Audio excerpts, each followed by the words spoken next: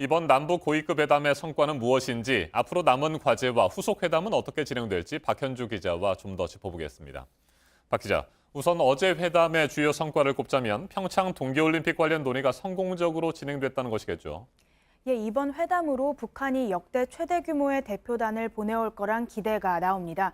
북한이 고위급 대표단뿐 아니라 민족올림픽위 대표단, 응원단, 참관단 등 다양하게 보내기로 합의를 했기 때문입니다.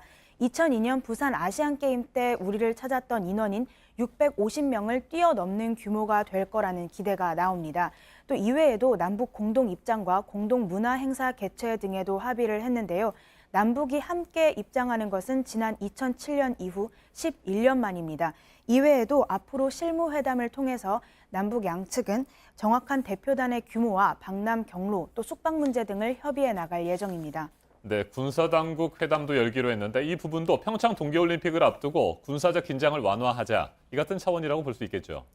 예, 그렇습니다. 지난해 7월에 우리가 먼저 제안을 했지만 북한이 아무런 반응을 내지 않다가 어제 전격적으로 군사회담 제의에 응한 겁니다.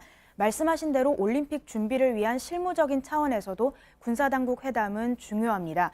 북한 대표단이 육로를 통해서 우리를 방문할 경우에는 군사 분계선을 넘어오게 되는데요. 이 때문에 그 분계선 주변에서 일체의 적대 행위를 중단하고 또 군사적 긴장 완화하는 작업이 사전에 필요합니다. 다만 북한이 요구하고 있는 한미 연합훈련 중단 등이 군사회담 테이블에 오를 경우에는 협상이 난항을 겪을 수 있다는 우려도 나옵니다. 자, 그런데 평창 동계올림픽과 군사당국 회담이라는 두 가지 큰 성과를 올리기는 했지만 회담 과정에서 한계점도 드러냈죠. 예, 그렇습니다. 일단 북측이 우리가 요구하고 있는 비핵화 요구에 여전히 상당히 민감하게 반응하고 있다는 점입니다. 어제 우리 대표단이 비핵화를 언급하자 북측 수석 대표인 이성권 조평통위원장이 강한 불만을 표시했는데요. 이 위원장은 오늘 좋은 성과를 마련했는데 수포로 돌아갈 수 있다고 말하기도 했습니다.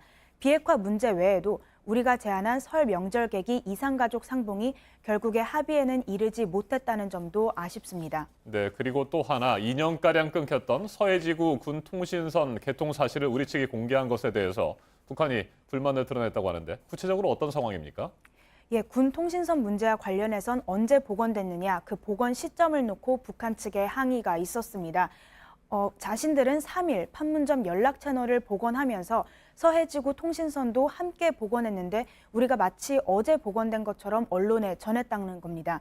하지만 우리 측은 3일 이후에도 연락을 시도했지만 기술적인 문제로 연결이 되지 않았다가 북한이 복원했다고 우리에게 다시 알려온 어제에서야 연락이 되고 있다는 점을 확인했다고 오해가 있었다는 점을 설명했습니다. 네, 이렇게 과제로 남은 부분들은 추가로 진행될 각 분야의 후속 회담에서 풀어가야 할 것 같은데 앞으로 후속 회담 어떻게 진행됩니까?